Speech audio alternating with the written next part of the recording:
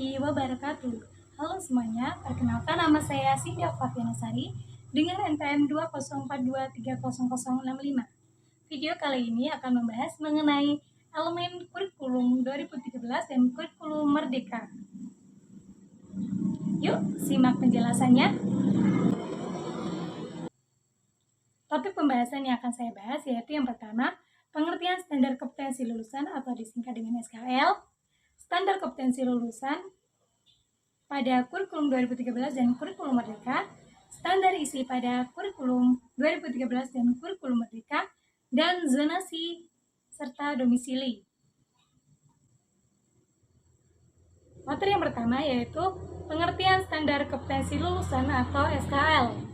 Permendikbudristek nomor 5 tahun 2022 menyatakan standar kompetensi lulusan pada pendidikan anak usia dini, jenjang pendidikan dasar, dan pendidikan menengah merupakan kriteria minimal tentang kesatuan sikap, keterampilan, dan pengetahuan yang menunjukkan capaian kemampuan peserta didik dari hasil pembelajaran pada akhir jenjang pendidikan. SKL menjadi acuan untuk kurikulum 2013, kurikulum darurat, dan kurikulum merdeka. Selanjutnya materi yang kedua yaitu standar kompetensi lulusan pada kurikulum 2013. Standar kompetensi lulusan atau SKL adalah elemen penting dalam kurikulum 2013 yang digunakan sebagai acuan utama untuk menetapkan kualifikasi dan kemampuan yang diharapkan dari siswa setelah menyelesaikan tingkat pendidikan tertentu. Kurikulum 2013 menekankan terjadinya peningkatan dan keseimbangan soft skills dan hard skills yang meliputi aspek kompetensi sikap, keterampilan, dan pengetahuan. Kompetensi sikap yang dimaksud di sini yaitu memiliki perilaku yang mencerminkan sikap orang yang beriman, berakhlak mulia, percaya diri, dan bertanggung jawab dalam berinteraksi secara efektif dengan lingkungan sosial dan alam, serta dalam menempatkan dirinya sebagai cerminan bangsa dalam pergaulan dunia. Sementara, kompetensi keterampilan yang dimaksud adalah memiliki kemampuan pikir dan tindak yang efektif dan kreatif dalam ranah abstrak dan konkret, dan terkait dengan pengembangan dari yang dipelajarinya di sekolah sesuai dengan bakat, minat, dan kemampuannya. Dan kompetensi pengetahuan yang dimaksud yaitu memiliki pengetahuan prosedural dan metakognitif dalam ilmu pengetahuan, teknologi, seni, budaya, humaniora, dengan wawasan kebangsaan, kenegaraan, dan peradaban. Dan terkait penyebab fenomena dan kejadian yang tanpa mata yang mencakup penyebab, alternatif solusi, kendala, dan solusi akhir.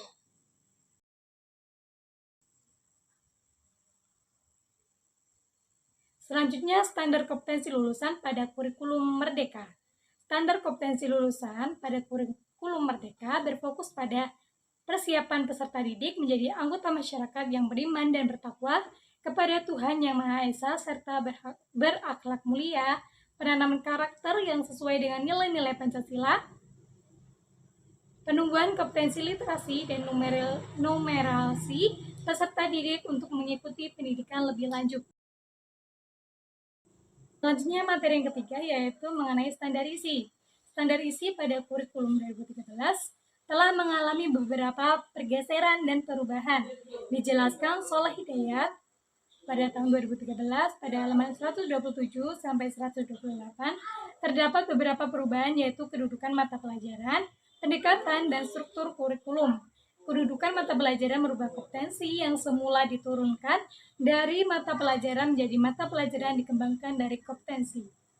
Pendekatan yang kini digunakan untuk mengembangkan kompetensi adalah tematik integratif dalam semua mata pelajaran untuk jenjang sekolah dasar, mata pelajaran untuk jenjang SMP, mata pelajaran wajib dan pilihan untuk jenjang SMA, dan mata pelajaran wajib, pilihan, dan vokasi untuk jenjang SMK. Sementara itu, untuk struktur kurikulum yang mengalami perubahan mulai dari jenjang SD hingga SMA berbeda. pada pembelajaran pada sekolah dasar atau SD menjadi lebih holistik dan integratif, berfokus pada alam, sosial, dan budaya dengan pembelajaran yang menggunakan pendekatan saintifik. Jumlah mata pelajaran berkurang dari 10 menjadi 6 mata pelajaran, tetapi jumlah jam bertambah 4 jam pelajaran per minggu. Sementara itu, perubahan struktur kurikulum pada jenjang SMP terjadi pada mata pelajaran TIK yang ditiadakan karena menjadi media semua mata pelajaran. Pengembangan diri terintegrasi pada setiap mata pelajaran dan ekstrakurikuler. Jumlah mata pelajaran berkurang dari 12 menjadi 10 mata pelajaran, tetapi jumlah jam bertambah 6 jam pelajaran per minggu. Sedangkan perubahan struktur kurikulum di jenjang SMA terjadi pada perubahan sistem yang terdiri dari mata pelajaran wajib dan mata pelajaran pilihan. Terjadi pengurangan mata pelajaran dan jumlah jam bertambah 2 jam pelajaran per minggu. Yang selanjutnya, standar isi pada kurikulum merdeka. Dalam kurikulum merdeka, belajar ini terdapat standar isi yang mana standar tersebut adalah suatu kriteria minimal mencakup ruang lingkup materi guna mencapai kompetensi kelulusan dengan jalur, jenjang, dan jenis pendidikan tertentu. Pelajaran wajib sesuai dengan standar kurikulum merdeka yang meliputi pendidikan agama, pendidikan Pancasila, pendidikan kewarganegaraan, matematika, bahasa, IPA, IPS, seni, dan budaya, pendidikan jasmani dan rohani, olahraga, keterampilan atau kejuruan, dan muatan lokal. Materi yang terakhir yaitu zonasi dan domisili. Ketentuan mengenai zonasi tercantum pada pasal 16 Permendikbud nomor 51 tahun 2018, di mana sekolah yang diselenggarakan oleh pemerintah daerah wajib menerima calon peserta didik yang berdomisili pada radius zona terdekat dari sekolah paling sedikit sebesar 90% dari total jumlah keseluruhan peserta didik yang diterima. Domisili calon peserta didik didasarkan pada alamat pada kartu keluarga yang diterbitkan paling lambat 6 bulan sebelum pelaksanaan PPDB atau penerimaan peserta didik baru. Pada dasarnya, pengelolaan pendidikan berbasis zonasi dimaksudkan untuk mencapai pemerataan pendidikan yang berkualitas dan berkeadilan. Dengan semangat tersebut, secara spesifik terdapat 2 tujuan utama zonasi, yaitu yang pertama meningkatkan pemerataan dan keadilan dalam mengakses pendidikan, yang kedua meningkatkan pemerataan kualitas layanan pendidikan. Oleh karena itu, intervensi terhadap input peserta didik baru di sekolah melalui penerapan sistem zonasi pada PPDB hanya merupakan salah satu dari 3 sasaran pelaksanaan kebijakan zonasi pendidikan di Indonesia. 2 sasaran lainnya yaitu intervensi terhadap guru dan tenaga kependidikan serta intervensi terhadap sarana dan prasarana sekolah.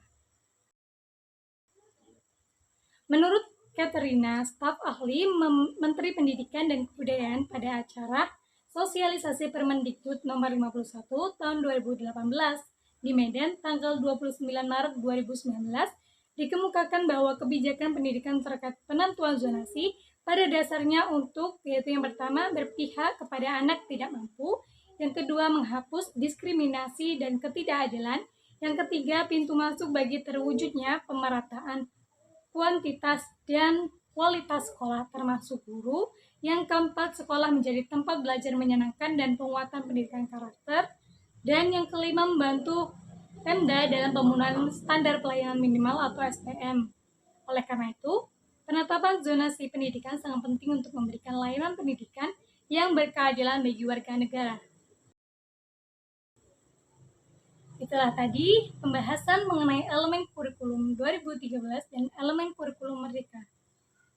Terima kasih. Wassalamualaikum warahmatullahi wabarakatuh.